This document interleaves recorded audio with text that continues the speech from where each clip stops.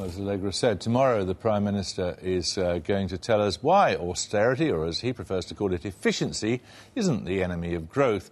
As you'll have seen if you were watching the German Finance Minister earlier, the A word makes many politicians rather agitated. What does it mean to live in austere times, and what does austerity do to growth? One for Joe Lynam. That we have a rampant deficit which needs urgent attention is not disputed.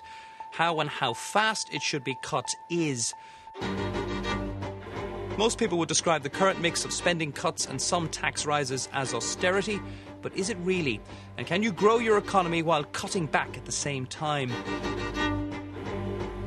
Certainly the coalition thinks so. It aims to take £81 billion out of the UK economy between now and 2015. It feels that by cutting borrowing, what you save on bank interest can be used to invest in long-term projects. And things started well. Unemployment has stayed relatively low, and the cost of borrowing for Britain, i.e. its bond yields, are also at record lows.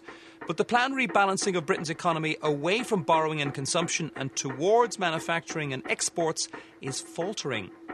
The government's austerity plan was to take money out of the public sector and hope that private sector companies would rush in to fill the void, as well as a cheap pound leading to an export-led recovery. But the government hasn't exactly had the wind at its back. There's been a spike in commodities, especially oil prices. Banks are so weak that they cannot or will not lend to companies and consumers. And the markets into which those exporters hope to sell their goods, especially in Western Europe, are still very feeble. On top of that, the planned for cuts have barely started. So if you think things are austere now, you might want to ask your grandparents what they were like in post-war Britain. Rampant joblessness was normal, living on benefits didn't exist, and healthcare was primitive. Across the Irish Sea, they know a thing or two about austerity. Since 2008, most salaries, including the heavily unionised public sector, have been cut by a fifth. Unemployment is twice that of Britain's, and house prices have collapsed by over 50%. Britain won't need that kind of correction because its boom wasn't as big as Ireland's. But will British voters have the stomach for that kind of drop in living standards? When people talk about recent austerity as if there were spending cuts that were in place and those were something to do with how the economy slowed down, that seems to me to be a considerable misconception. The spending cuts are yet to come. So the British public, thinking they're in the midst of a major wind-back in government spending, ain't seen nothing yet. It's barely even started. So if austerity as an economic model is in danger, can aiming for growth by borrowing even more money be the answer? President Hollande got elected on that very premise, and across the pond, the US is showing robust signs of growth on the back of President Obama's two short-term stimuli. Firstly in infrastructure, and more recently through tax rebates. The problem with President Obama's growth plan, which is a good old-fashioned Keynesian stimulus, is that it kicks the debt mountain can just further down the road. By injecting trillions of dollars into the US economy, you will create growth in the short term. You may even get re-elected. But all you're doing is postponing the problem to a future president and or a future generation. But can American-style growth be achieved here by borrowing even more money? On the latest projections, they're going to borrow something like £150 billion more over the course of this Parliament than they originally intended. They're borrowing £150 billion more because their plan has failed, because tax revenues aren't as strong as they hoped, and because the Social Security bill is stronger than they hoped. If they're borrowing money, it would be much better to be borrowing money to get the economy moving, paying people to be in work, rather than borrowing to pay people to be out of work. Could there be a third way? Can an economic stimulus and cutbacks work in tandem? François Hollande thinks so, and he's already banging that drum in Berlin and Brussels. Austerity and growth are not mutually exclusive. There's no doubt that countries do need to take some pretty tough action to reduce their amount of borrowing. The big question is the rate at which you do it. What's sensible?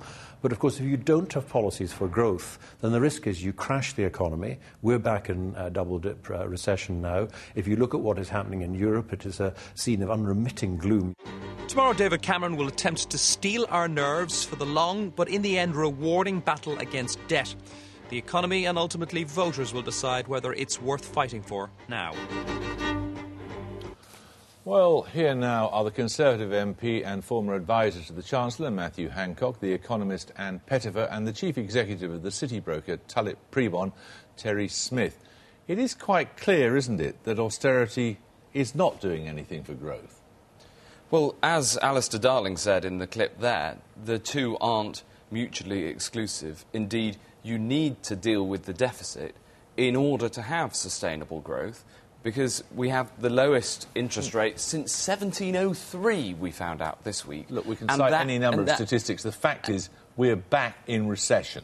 Well, only today the growth forecasts were downgraded, weren't they? Well, of course they were, because that's there's nothing been to do with austerity. Sharp increase in commodity prices, and we're seeing from your first package what has happened in the Eurozone. But the crucial question is, and the question that people will be asking, and we should all ask, is what can you do to try to get out of this, given that we're in a debt crisis? Everybody wants to get out of it, but the other way of putting your excuse is that government policy has had no effect.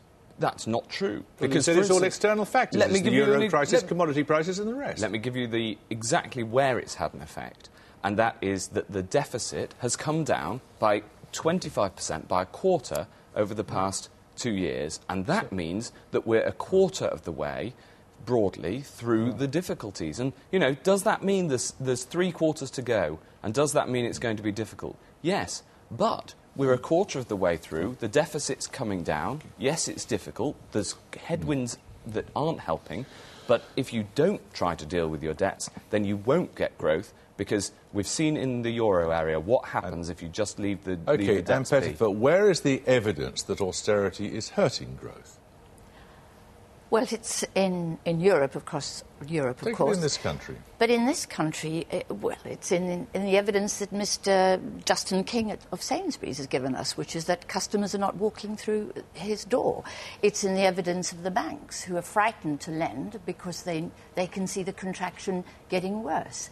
It's in the evidence of the companies who are hoarding cash because they're so afeared of government policy and the coming contraction. They're not going to take any risks with investment. That's where the evidence is. It's in rising unemployment. I know the unemployment numbers today looked a little bit better, but the vacancy numbers were down and the long-term unemployed were up. Well, I think it's actually better when there's good figures, like today's unemployment figures, to welcome those figures. And also, to welcome areas that are growing, like exports to the rest of the world that isn't Europe, which are up by, 16%. So there are good signs. The point is this: you can't borrow your way out of debt. I've said it endlessly. Can I just say about that? If that's the case, why did the Chancellor say in his 2012 budget just recently that net borrowing was going to increase by £100 billion over the next year or two? Because the size of the deficit that he's dealing with is vast, and of course it has to come down. You have to deal with the deficit before you can then deal with the debt. This is the appropriate point at which to bring you in, because you claim there isn't any real austerity here, don't you? There's been no austerity so far, even if we take the government's own figures. The reduction in public spending so far is 1.5% in the last year. That's 0.7% of GDP. That cannot have caused the problem with the economy. It's just not big enough. OK. The fact is the economy never got out of recession. He's right that the policy hasn't caused the difficulty. Yes. But he's got the wrong policy because, well, he hasn't got a policy Debate at all. the policy in a moment. We never got out of a recession. There was £500 billion of deficit spending in the last few years, £325 billion of quantitative easing, just a second, and the interest rates are at the lowest for 300 years. Einstein said repeating the same action and expecting a different result is a definition of insanity. That has not produced any recovery in the economy. Could you just list for us a few of the things you think should be cut in government spending? Yes, the only things which you can cut in those circumstances, because they're the big bits, the benefits bill and the National Health Service. You can't make very big cuts. Cut the health service and cut the number of people on benefits, presumably, and the level of benefits. You can't too. make cuts by tinkering at the edges of the size that will be necessary. That is a definition of austerity, in your view. Well, actually, it's not really the only part of austerity. I actually think you need to cut the tax take as well. You need to cut the whole size of the state. Unless you believe that the government's more efficient at spending money to stimulate things than the individual. I have to say the government is doing that. It's doing just that. It can't cut the welfare bill. It can't cut pensions. It's having real difficulty with that bit of the budget. But it's slashing. It's slashing capital investment. Let's look at some of the facts. It's slashing the productive for instance, investment. the amount of people on out-of-work benefits is lower than at the election 2 years ago. We know that we're capping benefits. There's been a big row about that. So that and making sure that people have to try to get work if they're going to get their benefits. Terry Smith over there, he's no clown. He understands how economies works. He reads the figures and he comes to a completely different conclusion to the one you claim. Not quite the case, actually.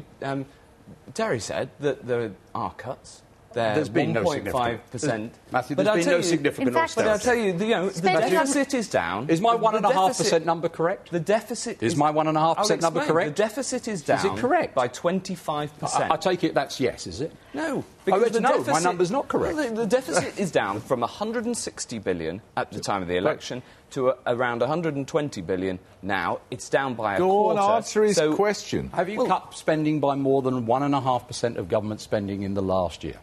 Yes. Really? Yes. I must have missed that. I thought it was about 680 million now, and it was about 690 million before. Well, you have to look at the impact. 270,000 government civil servants have lost their jobs. That's cuts in spending. Now, what they haven't done and what hasn't happened is that spending on the sort of revenue side, on benefits and on pensions, has risen. But what is being cut is spending on managed expenditure and capital investment, very drastically cut.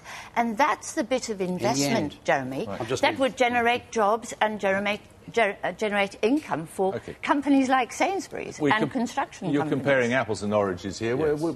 Do you have any inclination towards either an apple or an orange? I mean, which two of these two analysis do you come down on the side of, or favour?